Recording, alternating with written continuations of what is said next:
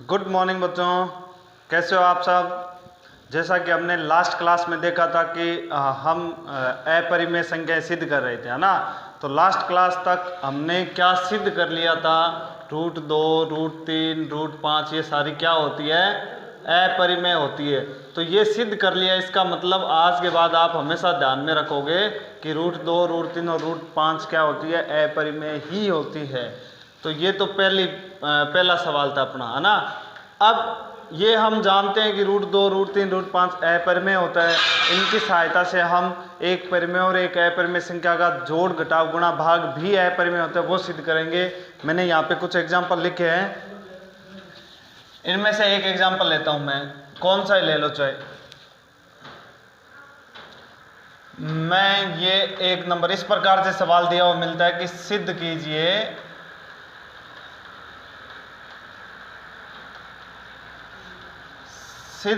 कि 7√5 एक अपरिमेय संख्या है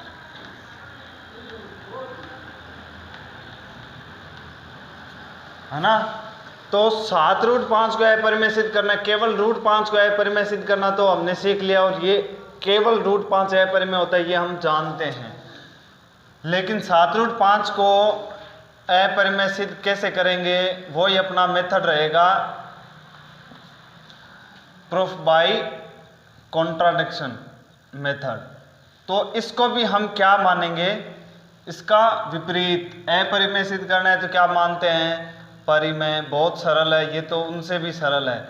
माना 7√5 एक परिमेय संख्या है।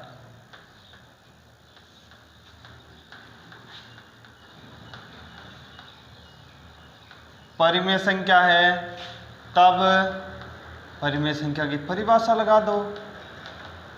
परिमेय संख्या की परिभाषा से प्रत्येक परिमेय संख्या को a/b या p/q के रूप में लिखा जा सकता है। अब ये परिमेय है तो इसका मतलब इसको भी a/b के रूप में लिख सकते हैं, जहां a व b दो सह अभाज्य धनात्मक पूर्णांक है।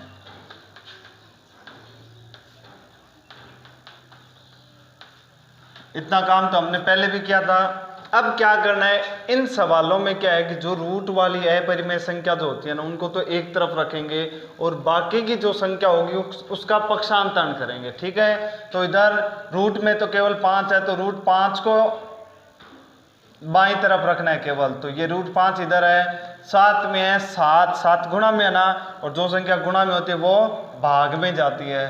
तो a/7b, और यहाँ पर हम जानते हैं b का मान किसके बराबर नहीं है, 0 के बराबर नहीं है ना।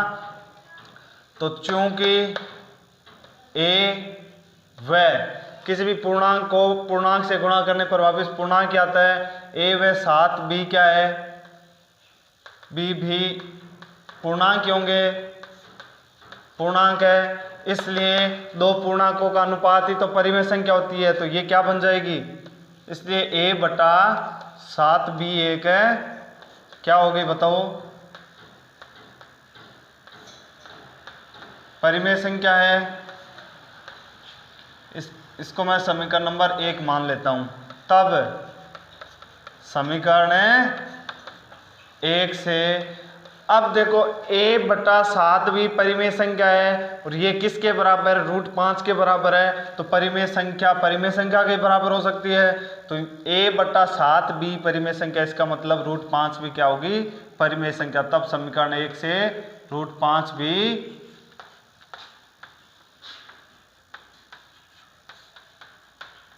परिमेय संख्या होगी।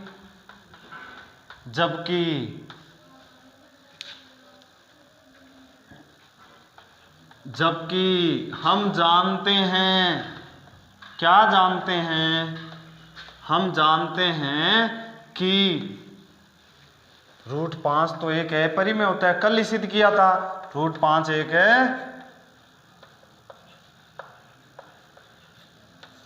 अपरिमेय संख्या है या नहीं है। तो √5 समीकरण 1 के अनुसार परिमेय होगी, जबकि हम जानते हैं कि √5 परिमेय होती नहीं है, परिमेय होती है। अतः हमारी पूर्व मान्यता का क्या है? अतः यह हमारी पूर्व मान्यता का विरोधाभास है।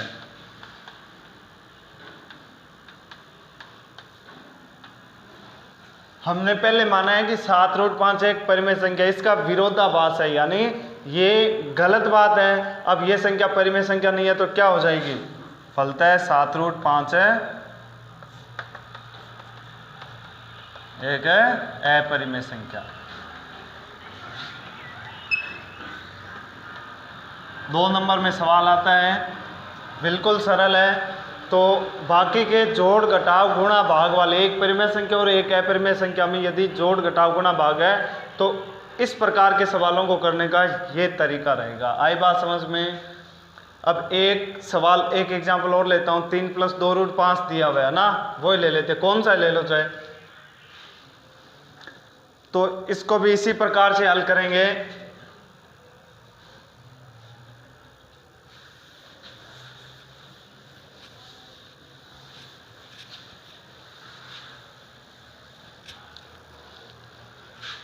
ये 2 नंबर देखिए, इस प्रकार से सवाल आएगा, सिद्ध कीजिए 3 + 2√5 क्या है? एक है अपरिमेय संख्या है। तो वही बात है, हम जिसको अपरिमेय सिद्ध करना है उसे क्या मानेंगे? परिमेय संख्या मानेंगे। तो माना 3 + 2√5 एक है परिमेय संख्या है। तब परिमेय संख्या की परिभाषा के अनुसार इस संख्या को मैं a/b के रूप में लिख सकता हूँ, जहाँ b का मान 0 के बराबर नहीं होगा और a व b दो सहभाज्य धनात्मक पूर्णांक हो गए, है ना। अब क्या करना है? अब जैसा कि मैंने आपको बताया है कि केवल रूट वाली संख्या तो बाएं पक्ष में रहेगी, बाकी संख्याओं का पक्षांतरण करेंगे। तो यहाँ से मैं देखो पक्षांतरण कैसे करता हूँ। पहले तो 2√5 इधर रहेगा, 3 का पक्षांतरण करेंगे, प्लस की संख्या दूसरी ओर जाएगी तो -3। अच्छा, ये अब हम क्या कर लेते हैं, पहले घटा भी कर लेते हैं। तो ये 2√5 बच गया, इधर लघुत्तम आया b में b का भाग एक बार, एक को a से गुणा किया a का भाग b में b बार, b को 3 से गुणा किया 3b। अब केवल रूट वाली संख्या रखनी है तो √5 इधर रहेगा। अब 2 गुणा में है तो 2 कहाँ जाएगा? भाग में, a-3b बटे 2b। चूंकि a और b क्या है? पूर्णांक है, तो a-3b भी एक पूर्णांक होगा और 2b भी क्या होगा? एक पूर्णांक होगा। चूंकि a-3b, या ऐसे लिख दीजिए, चूंकि a व b पूर्णांक है इसलिए a-3b, यानी पूर्णांक को किसी पूर्णांक से गुणा करवाते हैं या किसी अन्य पूर्णांक में से घटाते हैं तो वापस पूर्णांक ही आएगा। तो a-3b व 2b भी क्या होंगे?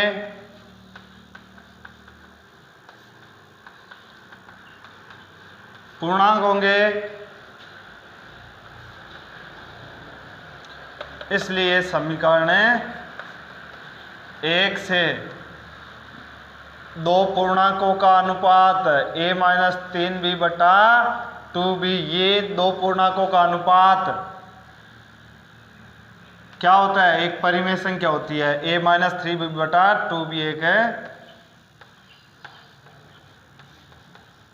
परिमेय संख्या है।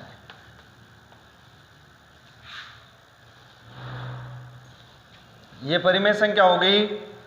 तो समीकरण 1 से यदि ये परिमेय संख्या है, ये बराबर किसके? √5 के, तो √5 भी क्या होगी? √5 भी एक है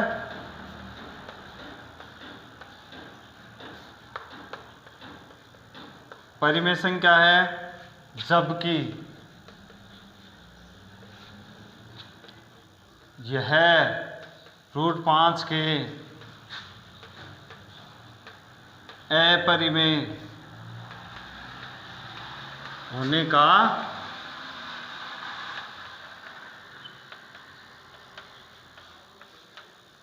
विरोधाभास है, यानी अपरिमेय होने के विरोध है। हम जानते हैं कि √5 तो अपरिमेय होती है, जबकि यहाँ से समीकरण 1 से सिद्ध हो जाता है कि √5 एक परिमेय है, यानी ये उल्टा हो गया, इसका विरोधाभास हो गया, और विरोधाभास हो गया इसका मतलब हमारी पूर्व मान्यता क्या हो गई, गलत हो गई।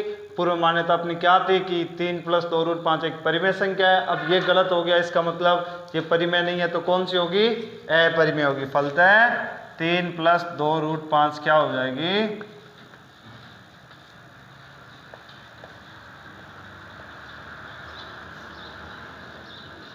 एक अपरिमेय संख्या है। तो आई बात समझ में, इसी प्रकार से करना है। अब तीसरा सवाल यदि हम देखें तो 5 - के √3 बराबर है अपरिमेय सिद्ध करना है। तो चलो मैं लिखवा देता हूं। तीसरा क्या है, सिद्ध कीजिए कि 5 - √3 एक अपरिमेय संख्या है। अब अपरिमेय सिद्ध करना है तो इसे क्या मानेंगे, परिमेय मान लेंगे। तो 5 - के √3 एक क्या हो जाएगी, परिमेय संख्या। तब परिभाषा के अनुसार क्या होगा, परिभाषा के अनुसार जो परिमेय संख्या होती है उसे a/b के रूप में लिख सकता हूं। इसका मतलब 5 - √3 बराबर a/b। a और b धनात्मक पूर्णांक होंगे और b का मान कभी भी 0 के बराबर नहीं होगा। तो अब वही बात है कि सर आपने बताया कि रूट की जो संख्या है उसे बाईं तरफ रखना है और बाकी संख्या का पक्षांतरण करना है, कर देते हैं। तो ये - के √3 इधर बच गए, बराबर में a/b, और ये +5 है, दूसरी ओर जाएंगे तो -5।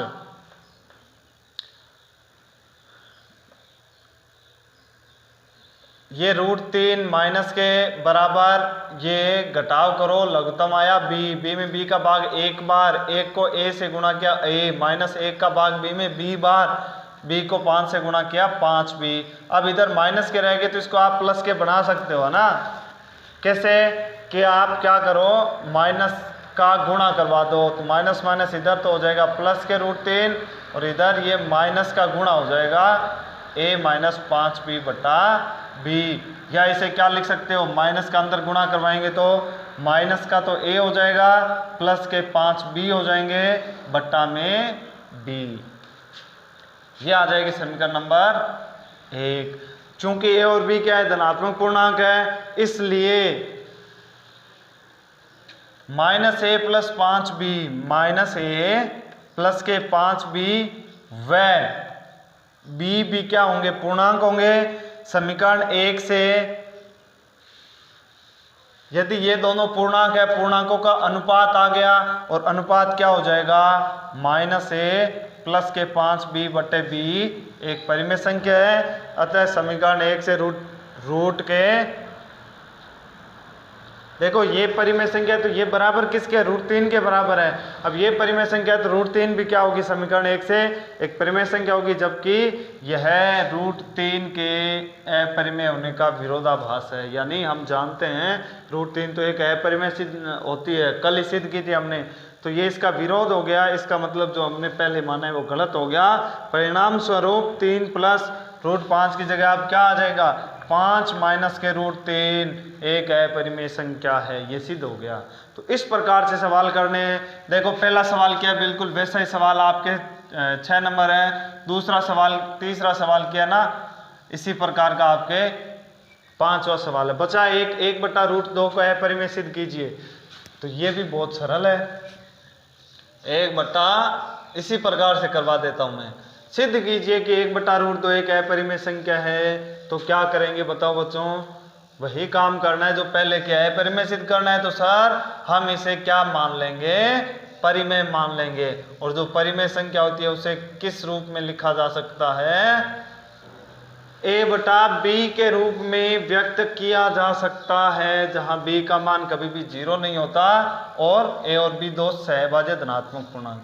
ये हर में है ना, नीचे जब रूट की संख्या होती है तो क्या करते हैं हम कि नीचे रूट की संख्या को हटाते हैं, यानी हर का परिमेयकरण करते हैं। तो 1/√2 है, ऊपर नीचे मैं √2 से गुणा करवा सकता हूं ना, बिल्कुल करवा सकते हो सर, इसमें कोई समस्या नहीं है। तो √2 का 1 से गुणा रूट दो का रूट 2 से गुणा 2 बराबर में a बटा b। अब वही काम कर लो, वापस रूट वाली संख्या को एक तरफ रख लीजिए, तो रूट के 2 तो इधर आ गए, 2 भाग में, और भाग वाली संख्या का पक्षांतरण करेंगे तो गुणा में जाएगी, तो 2a बटा b समीकरण नंबर क्या बन गई, 1 बन गई। अब चूंकि a और b क्या है, धनात्मक पूर्णांक है, इसलिए 2a भी क्या होगा बताओ, b भी धनात्मक पूर्णांक होंगे। अब ये दोनों धनात्मक पूर्णांक है, तो ये धनात्मक पूर्णांकों का अनुपात है या नहीं है, और धनात्मक पूर्णांकों का अनुपात ही क्या होता है, परिमेय संख्या होती है। तो समीकरण 1 से 2a बट्टा b एक परिमेय संख्या है, अतः समीकरण 1 से परिमेय संख्या ये किसके बराबर है, रूट 2 के बराबर है। तो समीकरण 1 से यदि ये परिमेय संख्या है तो रूट 2 भी एक परिमेय संख्या होगी, जबकि कल ही हमने सिद्ध किया था कि रूट 2 तो सर परिमेय नहीं होती है, अपरिमेय होती है। इसका मतलब जबकि यह रूट 2 के अपरिमेय होने का विरोधाभास हुआ कि नहीं हुआ, तो हो गया, विरोधाभास हो गया, परिणाम स्वरूप फलतः 1 बट्टा रूट 2 एक क्या हो गई, अपरिमेय संख्या हो गई। तो देखो, एक परिमेय संख्या और एक अपरिमेय संख्या के जोड़ घटाव गुणा भाग भी अपरिमेय सिद्ध करने हैं, तो उनको सिद्ध करने का तरीका यही रहेगा जो कल हमने सिद्ध किया था ना, उनकी सहायता से ही सिद्ध करते हैं। जैसे कि मैंने यहाँ पे आपको 3 सवाल करके बताए हैं, तो बाकी के ये सवाल आप कर लेना, आपके प्रश्नावली 2.3 कंप्लीट हो जाएगी। ठीक है, 2 सवाल और बचे हुए हैं, और 2 सवाल में से एक सवाल मैं करवाऊंगा, दूसरा अपने आप हो जाएगा। ठीक है, कैसे करवाता हूं मैं, किस प्रकार से कर रहा हूं, आप ध्यान से देखेंगे। 2.3 में लास्ट सवाल बचा है अपना, इस प्रकार का सवाल आएगा कि सिद्ध कीजिए कि रूट 2 प्लस रूट 5 एक अपरिमेय संख्या होती है ना। अब इसमें 2 अपरिमेय संख्याओं का योग दे दिया और इससे अपरिमेय सिद्ध करना है, तो ध्यान से समझ लेना, ये सवाल मैं करवाऊंगा और इस पर आधारित एक सवाल मैं आपको दूंगा। ठीक है,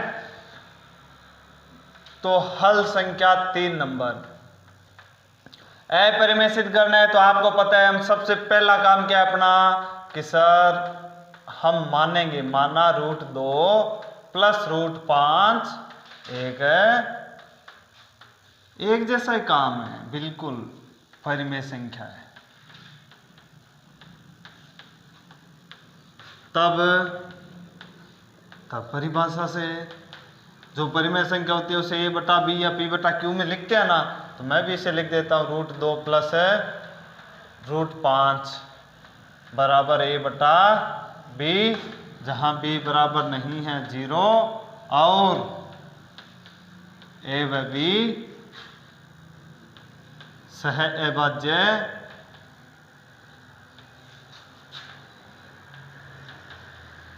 धनात्मक पूर्णांक है। ठीक है, इतना काम तो हमने पहले भी किया है। अब यहाँ पे क्या करना है कि रूट में 2 संख्या है, जबकि एक संख्या होती तो उसे LHS में रख लेते और बाकी संख्याओं का पक्षांतरण कर देते। यहाँ पर 2 है, तो 2 में से किसी एक को दूसरी ओर भेज दो। आप किसको भेजे बताओ, रूट 2 या रूट 5, किसी को भेज दो। चलो रूट 2 को ही भेज देता हूँ, इधर रूट 5 बचेगा, फिर इधर आ जाएगा a बटे b माइनस के रूट 2। फिर ये घटाव दिखाई दे रही है, घटाव कर लेते हैं, तो ये रूट 5 बराबर लघुत्तम आया b में b का भाग गया एक बार, 1 को a से गुणा किया a माइनस 1 का भाग b में गया b बार, b को रूट 2 से गुणा किया तो रूट 2 गुणा b आ गया। ठीक है, अब रूट है ना, तो दोनों में से एक रूट हटाना पड़ेगा। सबसे पहले हटाने के लिए क्या करेंगे, रूट हटाते हैं तो क्या करते हैं बताओ, दोनों ओर वर्ग करते हैं, वर्ग करने पर रूट हट जाता है, वर्ग करने पर। तो रूट 5 का भी वर्ग करेंगे और a माइनस रूट 2b का भी स्क्वायर हो जाएगा और बट्टा में b का भी क्या हो जाएगा, स्क्वायर हो जाएगा। अब बताओ, रूट का स्क्वायर, रूट और स्क्वायर कैंसिल होते हैं ना, तो इधर क्या बचेगा 5। अब ये a माइनस बी की होल स्क्वायर है, a माइनस बी की होल स्क्वायर तो आपको पता होगी, मैं यहाँ पे लिख देता हूँ, a माइनस बी की होल स्क्वायर क्या होती है बताओ, a square minus 2ab plus में बी स्क्वायर, यही होती है ना। इसके अनुसार a माइनस बी की होल स्क्वायर खोल देते हैं, ए स्क्वायर माइनस 2 गुणा a गुणा बी की जगह क्या है √2b है, ठीक है, प्लस बी स्क्वायर यानी b की जगह √2b और ये इसका स्क्वायर बट्टा में क्या है b स्क्वायर। अब ये b है, बी स्क्वायर भाग, चलो एक बार सरल कर लेते हैं, ये ए स्क्वायर ये माइनस 2 और √2 तो 2√2 a गुणा बी और ये प्लस में √2 का स्क्वायर 2 b का स्क्वायर b स्क्वायर और बट्टा में क्या है b स्क्वायर, ठीक है। अब क्या काम करें, बी स्क्वायर भाग में इधर आएगा तो गुणा में, तो ये बन जाएगा 5b स्क्वायर बराबर a स्क्वायर माइनस के 2√2ab और प्लस के 2b स्क्वायर बन गया है ना। अब थोड़ा पक्षांतर और करते हैं, अब वह काम करना है, देखो पूरी समीकरण में देख लो रूट की एक ही संख्या है और जब एक संख्या रूट में आती है, रूट के 2 है तो 2 को तो एक तरफ रखेंगे और बाकी संख्याओं का पक्षांतर करेंगे। तो ये माइनस की है, माइनस में 2√2ab है, इसको LHS में लेके आएंगे तो प्लस का बन जाएगा 2√2ab, तो इधर क्या बचेगा a स्क्वायर प्लस के 2b स्क्वायर, ये 5b स्क्वायर है, RHS में लेके आएंगे तो माइनस के 5b स्क्वायर। अब मान तो हमें इधर क्या रखना है, चलो एक बार और सरल कर लेता हूँ, 2√2ab बराबर a स्क्वायर, अब 2b स्क्वायर प्लस के 5 माइनस के तो माइनस के 3b स्क्वायर बचेगा, बच गया। अब देखो इधर तो √2 रखना है, बाकी सबका भाग लगाना है, तो 2a और b गुणा में है, दूसरी ओर जाएगी तो भाग में चले जाएंगे, तो इधर तो बच गया √2 बराबर में इधर क्या है a square minus 3b square, तो ये a स्क्वायर माइनस के 3b स्क्वायर और ये गुणा में 2ab और ये दूसरी ओर जाएंगे तीनों भाग में आ जाएंगे 2ab, समीकरण नंबर 1। अब वही काम है, चूंकि a व b क्या है पूर्णांक है या नहीं है, a और b पूर्णांक है तो ये ऊपर वाला भी पूर्णांक होगा और नीचे वाला भी पूर्णांक हो जाएगा, इसलिए a square minus 3b square व 2ab भी पूर्णांक होंगे, अतः a square minus 3b square बट्टा 2ab, अरे ये भी पूर्णांक हो गया और ये भी पूर्णांक हो गया, दो पूर्णांकों का अनुपात क्या होता है परिमेय संख्या होती है, हमेशा ध्यान में रखना। तो ये क्या बन जाएगी, यदि ये दोनों पूर्णांक है तो इनका अनुपात है वो 1 है,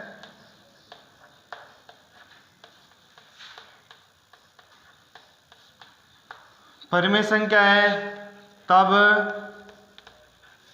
समीकरण 1 से, अब देखो ये परिमेय संख्या है तो ये परिमेय संख्या बराबर किसके है √2 के, तो ये परिमेय संख्या तो √2 भी क्या हो जाएगी, √2 भी 1 है,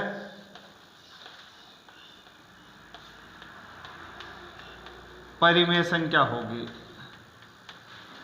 जबकि यही लिख देता हूं, जबकि हम जानते हैं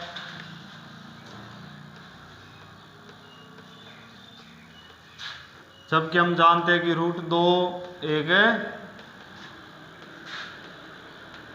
अपरिमेय संख्या है, ये जानते हैं ना, कल ही सिद्ध किया था। फलतः जो हमने माना है उसका क्या हो गया विरोधाभास हो गया, अब विरोधाभास हमने परिमेय संख्या मानी थी ये गलत हो गई, तो क्या सिद्ध हो गई अपनी √2 प्लस √5 एक अपरिमेय संख्या।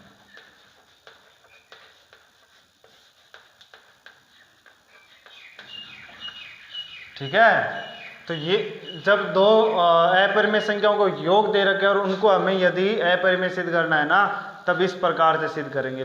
थोड़ा सा काम ज़्यादा है स्क्वायर करने वाला, बाकी बिल्कुल सेम है जो हमने पहले सवालों में किया है। तो ये थी आपके प्रश्नावली 2.3 कंप्लीट। अब एक सवाल मैं आपको देता हूँ, यदि मैं 2 की जगह p लिख दूँ और 5 की जगह q लिख दूं तो कोई चेंज नहीं होगा। एक अपरिमेय संख्या सिद्ध करनी है जहां p/q अभाज्य संख्या है, अभाज्य पूर्णांक है। समझ गए? अभी हमने सिद्ध किया था 2 और 5, ये भी क्या है, अभाज्य है ना। तो इस प्रकार से करना है, इसको आपको ज़्यादा ध्यान में नहीं रखना, बिल्कुल √p और √q, 2 की जगह p लिख देना और 5 की जगह q लिख के इसको आप क्या करोगे, सिद्ध करोगे। ये थी अपनी 2.3, एकदम कंप्लीट इतनी सी है। और 2.3 में से मोस्ट ऑफ 2 नंबर का सवाल आने की क्या रहती है, ज़्यादा संभावना है। तो या तो इस प्रकार के सवाल आएंगे या हमने जो कल सिद्ध किया था उस प्रकार का सवाल आता है। तो एकदम अच्छे से कीजिए। यदि किसी के डाउट है तो वो कमेंट करके अपना डाउट क्लियर कर सकता है, पूछ सकता है।